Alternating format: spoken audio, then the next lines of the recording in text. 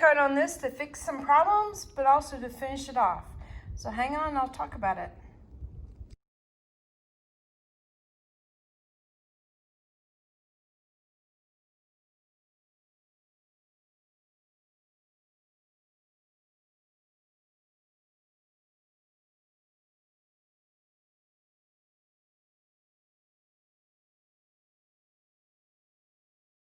Howdy Howdy, this is Clara Lawrence.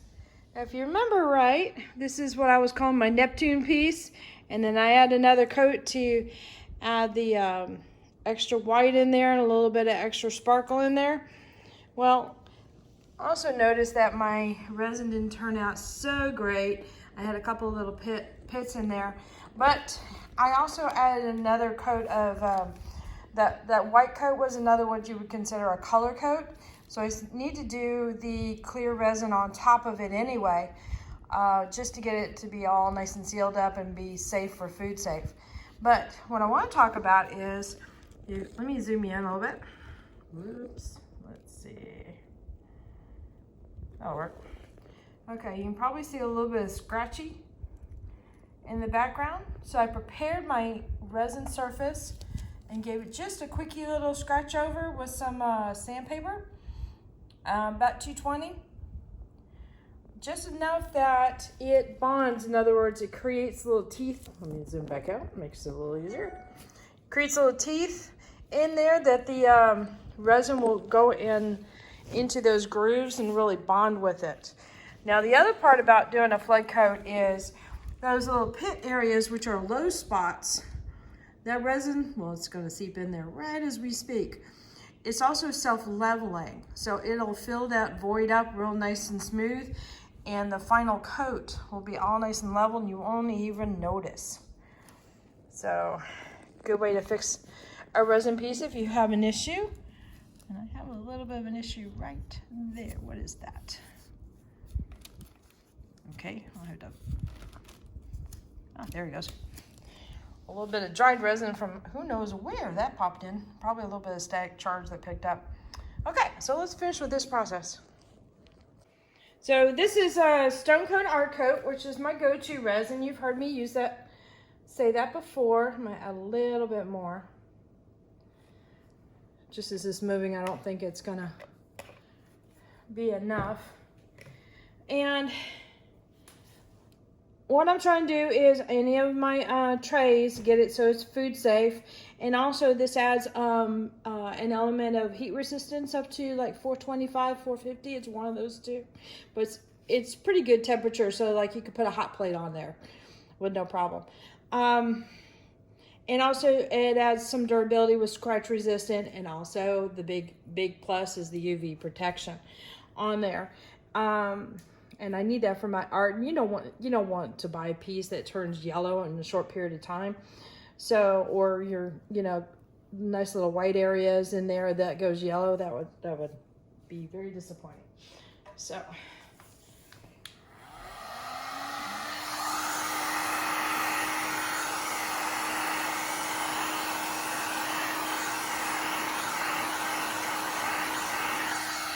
So I only do this with my flood coats where I heat it up pretty good amount, and the only reason for that is I'm not doing anything special on this. So I'm gonna heat it up a little bit more. It just gets the resin to flow nice and smooth and pretty quick.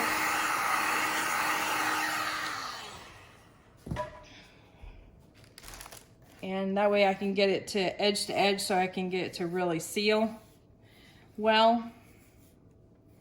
Now, if you added any kind of color in here, and I think the only exception is diamond dust because of how just microfine that powder is, I would still recommend a clear coat over this if the art could be used in any way with food. Now, if it's a piece of canvas that's going on the wall, it doesn't matter. You can have the color coat be the last coat. But anything that could be food, yeah, definitely recommend it.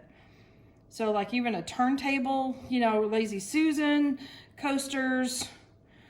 If you're doing a mold and you have little shot glasses, you want to definitely put a clear coat on top of that. if it's got any color in there. And the reason for that is that even though the resin may be food safe, your color elements are not. So all those nice little color pastes, paints, powders, glitters, things like that are not food safe. All right, actually, I'm gonna torch this. Get rid of any last minute bubbles. Now what I will do too is I'll come back in about maybe a half an hour, a couple of times, just to make sure I've got no bubbles remaining, and then I always make sure that I go around my corners to get rid of those guys. But yeah, that's all nice and purty. Let me bring you in again. But I'm also gonna zoom you in because right in this area here was that pit. And even though this is not cured, you see how that filled in that pit nicely? You just do not see it whatsoever. And no, that's a cell there, that is not a pit. So it just disappears completely. So the only thing I have to be mindful of is any particles of dust, which is why it is going in this thing right away and getting covered up. All right, so now y'all are getting nice and dizzy.